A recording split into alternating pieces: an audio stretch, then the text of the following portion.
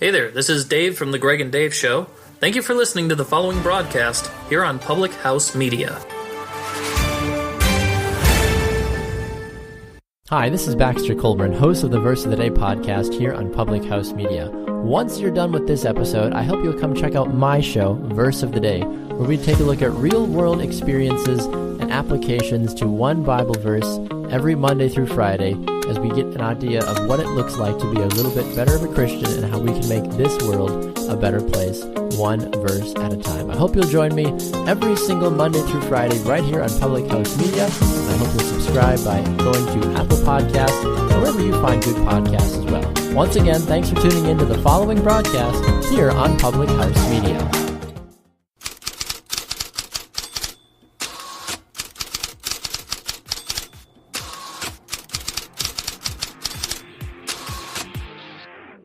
The latest headlines. The Houston Astros, the defending World Series champions, got better adding Garrett Cole. The insightful interviews. Rick Saratella, NFL Draft Bible. With how much emphasis is put on the position, yet how many over the last couple of years we've had questions. Why do we put such an emphasis on drafting a quarterback number one overall? The bottom line is there's not enough good quarterbacks to go around. And I think with the new CBA, it's really a low-risk gamble now. If you look at the playoff teams, the common denominator, good quarterback play. The hottest takes. I think the guy to blame is the one guy who hasn't left yet. I think Russell Westbrook is one of the bigger problems in Oklahoma City. Can all be found on Press Row.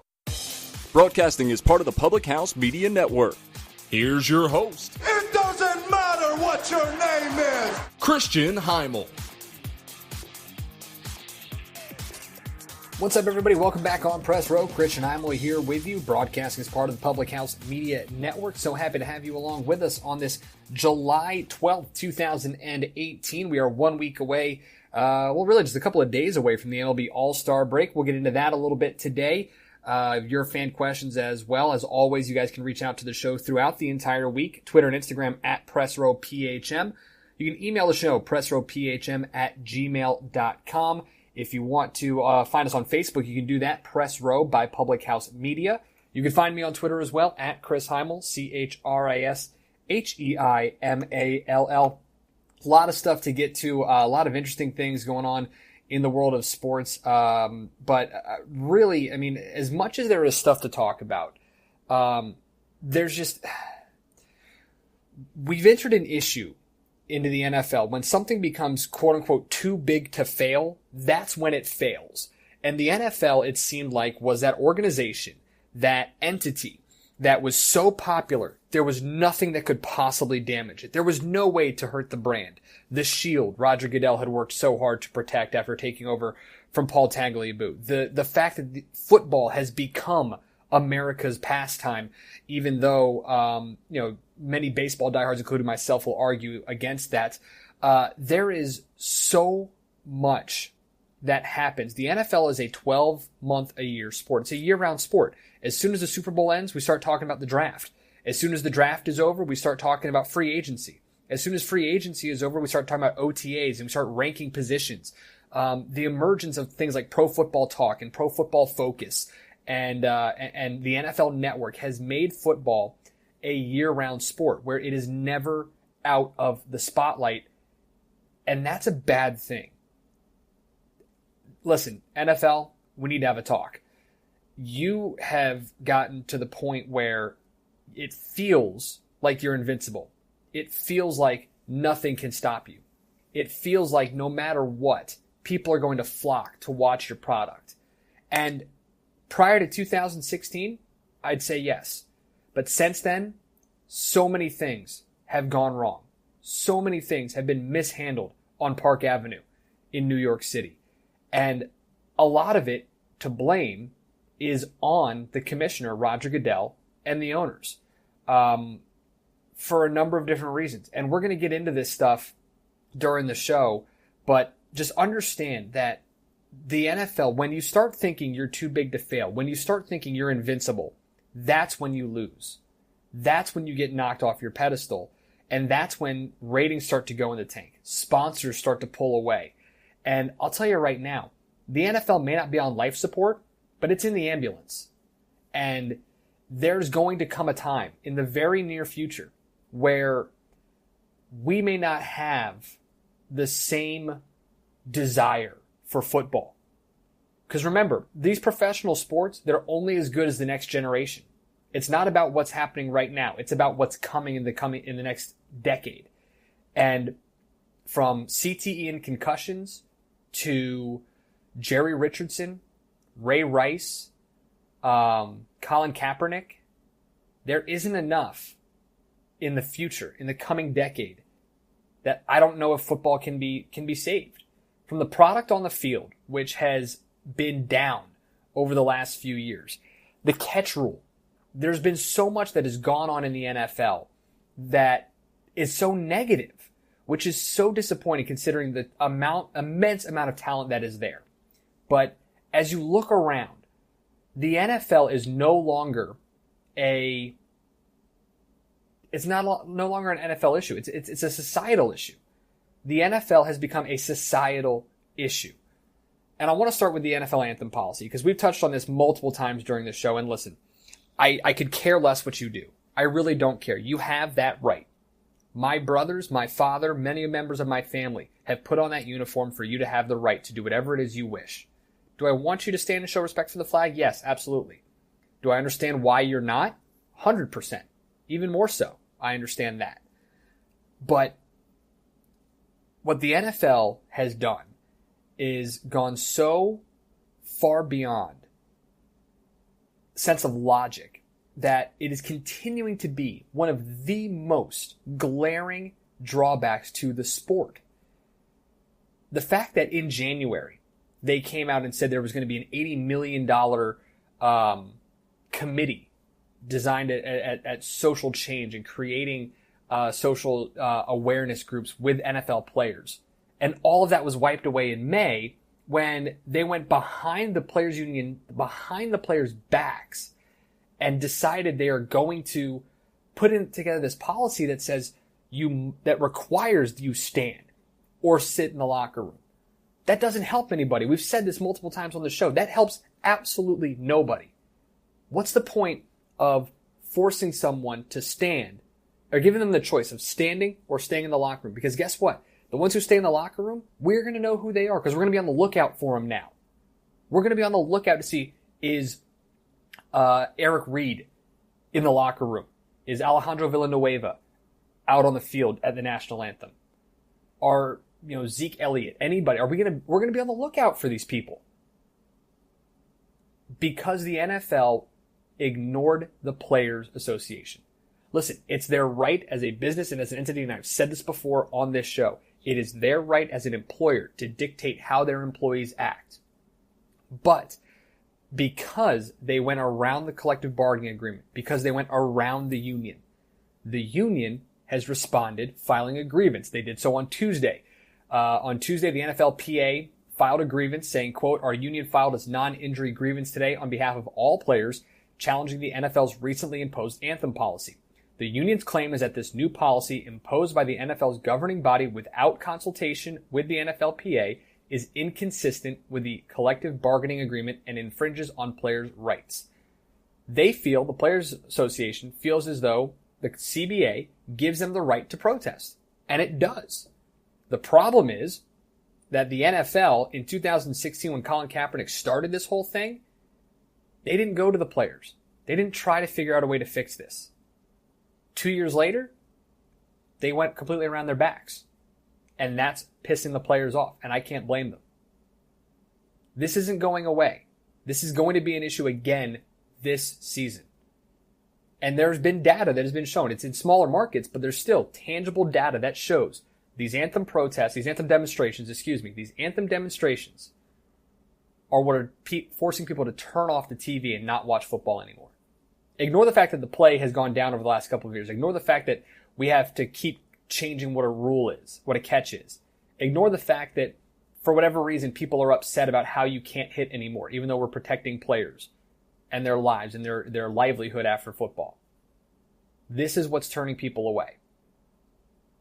And let me tell you right now, the NFL's issues doesn't end with kickoff. Doesn't end once the final whistle blows. There is so much going on off the field in the NFL that is ruining the product on the field. Touch on that when we return. You're on Press Row, broadcasting as part of the Public House Media Network. Listen to every episode and get the latest shows sent right to you. Subscribe to Press Row on iTunes, Google Play, iHeartRadio, Spreaker.com, and Stitcher.com. Or visit us online at www.thephmedia.com. How's it going, everybody? This is Keith. And Katie, hosts of Coffee with Keith and Katie, here on Public House Media. Thanks for listening to the following broadcast on Public House Media. When you're done here, I hope you'll check out our show, Coffee with Keith and Katie, where we talk about our lives and relationship over a cup of coffee.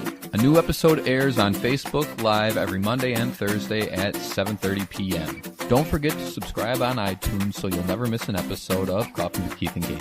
Thanks again for checking out the following broadcast on Public House Media. This is Press Row with Christian Heimel, a Public House Media podcast.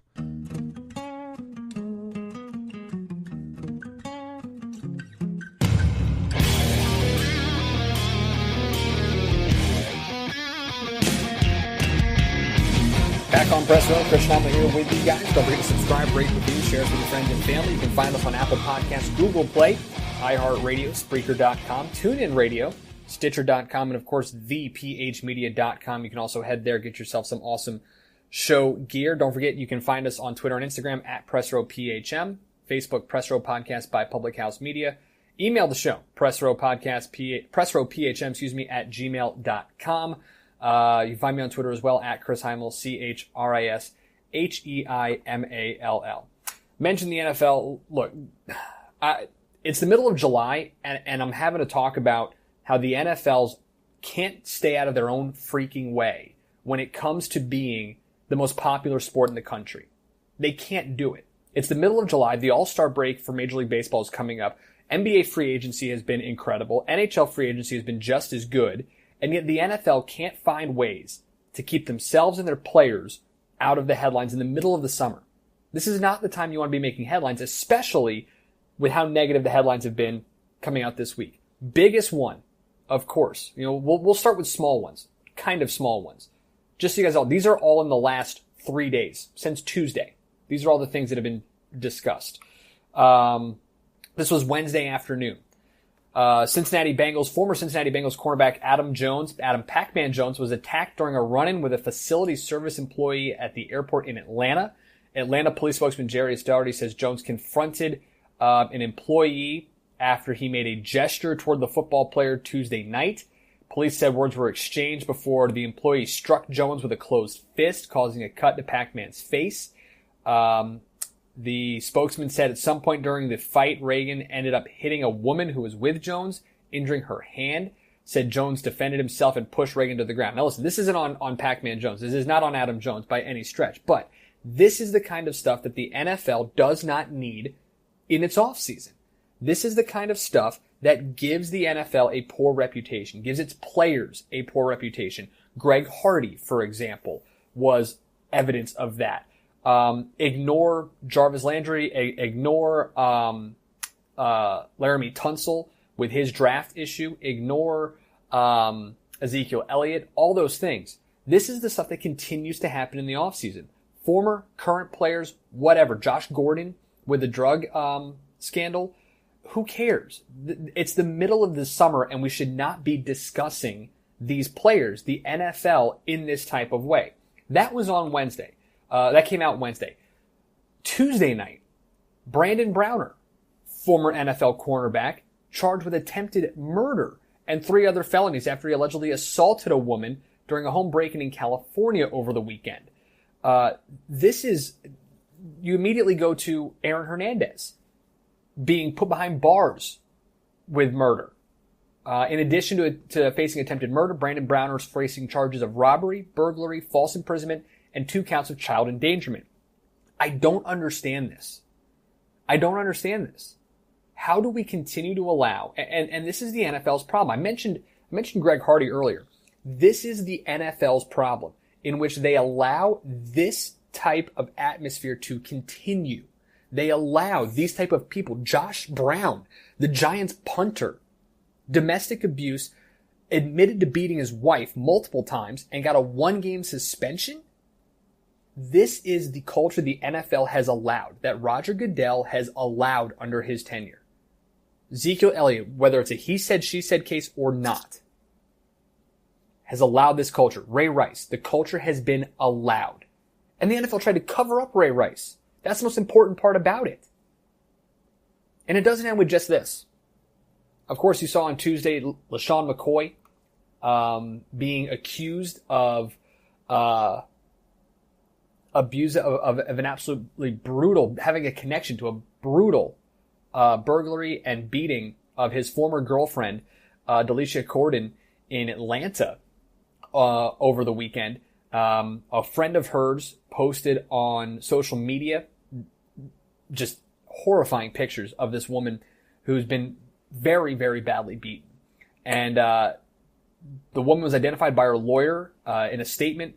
Lawyer said she was sleeping when a man attacked her and demanded cash and specific jewelry which she had received from LaShawn McCoy, items which McCoy had allegedly requested back several times.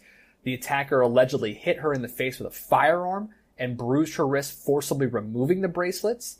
Photos obtained from the NFL, by NFL.com, says Gordon's legal team showed multiple injuries to her face and wrists. Suspects fled the scene before police arrived. She was treated at the hospital and released. A second woman who was at the home, identified by her attorney as Gordon's cousin, suffered a minor injury. Police in a statement said the preliminary investigation indicates that this residence was specifically targeted by the suspect or suspects and not a random incident. There were no visible signs of forced entry to the home.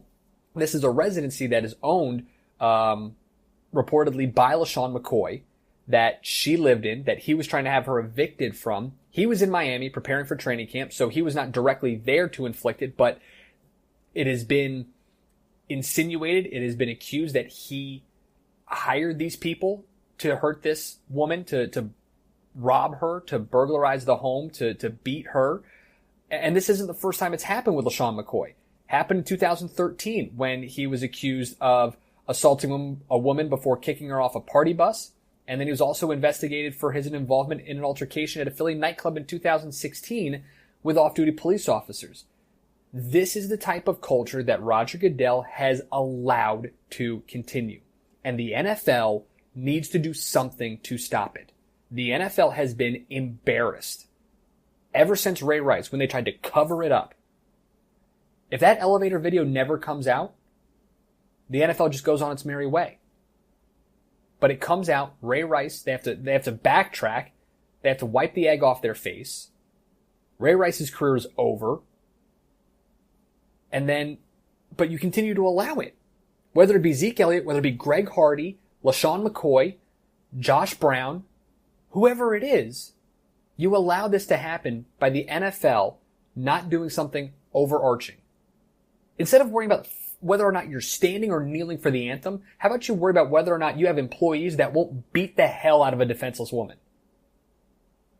Maybe worry about that. The NFL and Roger Goodell and all of the owners, every single one of them who has not stood up and said, we need to do something better. Every player who has not stood up and said, we need to do something better. Conduct detrimental to the team, detrimental to the league. You should be suspended or kicked out, banned for life for stuff like this. The NFL, from Roger Goodell down to the 53rd man on the Cleveland Browns roster, every single one of them has allowed this culture to continue. You know what makes it worse? Maybe not even worse. I don't know. Just the cherry on top. The proverbial cherry on top. Carolina Panthers got a new owner over the week, officially. And he's contractually obligated to keep the statue of a man who just was forced to sell his team and was fined almost $3 million for a culture of sexual and racial abuse. He's contractually obligated to keep that statue of Jerry Richardson. The NFL has allowed this culture to grow, to manifest, and to continue for the last 20 years. It's embarrassing. Football isn't going to die because of concussions. Because it doesn't matter how much player safety is taken into account. It doesn't matter how much money is given to former players for their treatment. How much money is spent on equipment to save players' lives. Football is going to die because at some point, people are going to stop looking up to these guys. At some point, some kid is going to say, nope, I don't want to be associated. I don't want to look up to an NFL player. I want to look up to someone who actually is a decent human being. But who knows when that's going to happen. When we come back, we'll get to your listener questions. Wrap up shop here. July 12th, 2018, you're on Press Row. Broadcasting is part of the Public House Media Network. Want to be part of the show? Go to Facebook and search Press Row Podcast-Public House Media. Or find us on Twitter and Instagram at Press Row PHM. You can also email the program, pressrowphm@gmail.com. This is Kim Meyer, the host of Choose to Rise here on Public House Media. Thanks for listening to the following broadcast on Public House Media. Once you're done with this episode, I hope you'll come check out my show, Choose to Rise, where we talk about living with positive mindsets, how to increase our confidence, building our faith, and living out our life on purpose. A new show comes out via podcast every Monday, Wednesday, Friday. And if you want to catch the episode live instead, stop by Public House Media around 6:45 Central Standard Time, Monday, Wednesday, Friday as well. Don't forget to subscribe on iTunes so you'll never miss an episode of Choose to Rise. Thanks again for checking out the following broadcast on Public House Media. This is Press Row with Christian Heimel, a Public House Media podcast.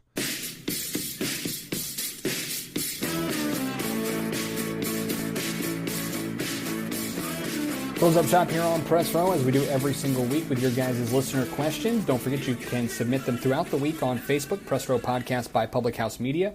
You can send them to us on Twitter and Instagram, Press Row PHM. You can email us as well, pressrowphm@gmail.com. Find me on Twitter at Chris Heimel, ChrisHeimall. As always, I'd like to get you guys' ideas and get your thoughts on a lot of things and have you give the opportunity to ask some questions here. First one comes from Jake in Kentucky. Former players from Louisville filed a suit against the NCAA over the vacation of their 2013 national championship. Do you think they're able to get this one back? Look, I don't know. I don't think they will. Here's what ended up happening. So John Morgan, one of several attorneys representing Luke Hancock, who was the most outstanding player in the Final Four there, as well as 4 teammates from the title team, said a lawsuit was filed during a Wednesday news conference. He described the NCAA as, quote, a morally bankrupt organization that exploits student athletes. Duh. That is probably the least amount of breaking news I've ever heard in my life. Suit filed Wednesday in Jefferson County Circuit Court doesn't specify monetary damages. It states the NCAA cast the plaintiffs in a false light and seeks declaration that it wrongfully vacated their wins, honors, and awards. I don't know. I don't think this will happen. This is part of the escort scandal, and I don't think that was something that was worth vacating wins for. Like, what is the point of vacating wins? Vacating wins is the dumbest penalty possible. We know who won the game. I was there in 2013 in the first round when I worked for Manhattan College. Manhattan was up in the second half. Luke Hancock hit back-to-back threes that ended the game and gave Louisville that win, and they eventually went on to win the title that year. I don't know where people get this idea that vacating wins is a responsible and acceptable form of punishment. What does it do? It doesn't do anything. It doesn't change what we all saw, what we all witnessed. If does that mean that, they didn't exist, that all of those games were no longer like, it's not like the other teams get wins, get the victory. It's not like they have their losses vacated, I mean, it's unbelievable to me that these things can happen, and I'm glad that they're actually so, I hope they win. I don't think they will, but it's not like Michigan's going to get a title out of this. Michigan doesn't win the NCAA championship just because of this. Vacating wins is stupid. It always has been. It always will be. So I'm completely fine with them doing this, and I certainly hope that, I would love to see the title get put back in there. Because the escort scandal had nothing to do with it. Had absolutely nothing to do with it. Because the escort was there that year, that's why they won the championship. Please. They were the best team that year. They won the championship. We all know it. Stop trying to beat around the bush. Alex in New York, Adam Silver says, draft eligibility age likely to change. What do you think about it? Do you agree with him getting rid of the one and done? I do. I mean, the one and done to me is stupid. What the one and done is it's a way to kind of make March Madness better by having these tremendous talents play in the NCAA tournament. But I don't think we need those talents. I don't think we need Zion Williamson, Marvin Bagley, Kevin Knox. We didn't need LeBron James. We didn't need Kevin Garnett. Didn't need Kobe Bryant. I don't think we needed Carmelo Anthony. Does it help a program for 1 year? Yes. But you know what else it does? Makes a mockery of higher education. Makes a mockery of getting a degree. Because these players who play 1 year, they're not going back and getting their degree. You think DeAndre Ayton's going to go back and he's really hoping he gets a degree from Arizona? Absolutely not. You think Marvin Bagley, Wendell Carter care about getting a degree from Duke? They might, but doubtful. You think Trae Young gives a damn if he gets a degree from Oklahoma? No. I'm completely fine if a kid wants to go in there and try it at 18 years old, go for it. But what I think needs to happen as well, and what I would love to see is, if a kid declares himself eligible for the draft, there has to be some level of protection for that 18-year-old, that senior out of high school, where, say he doesn't get drafted, he has the opportunity to go to college still. And maybe it's where if you sign with an agent, then you lose your amateur status and you can't go play in college. But if you go into the draft without an agent, you don't get drafted, or you don't like where you're drafted, you can say, no thanks, I'm going to go to college. But as soon as you go to college, you got to play at least 2 years, maybe even 3 years. Go the baseball route. You can get drafted out of high school, or you can't get drafted again until your junior year. I'd be fine with that. But don't tell me that these kids are going to, we have to have these kids go to school for 1 year. Because guess what? They're not going to school. As soon as December grades are posted, they don't go to a single class. No chance. So I'm fine getting rid of the one and done. It's a stupid rule anyway. And I would much rather watch Villanova with 7 juniors and seniors on their team as opposed to watching Kentucky with 5 freshmen and watch them lose in the Sweet 16. I would rather watch that every single day.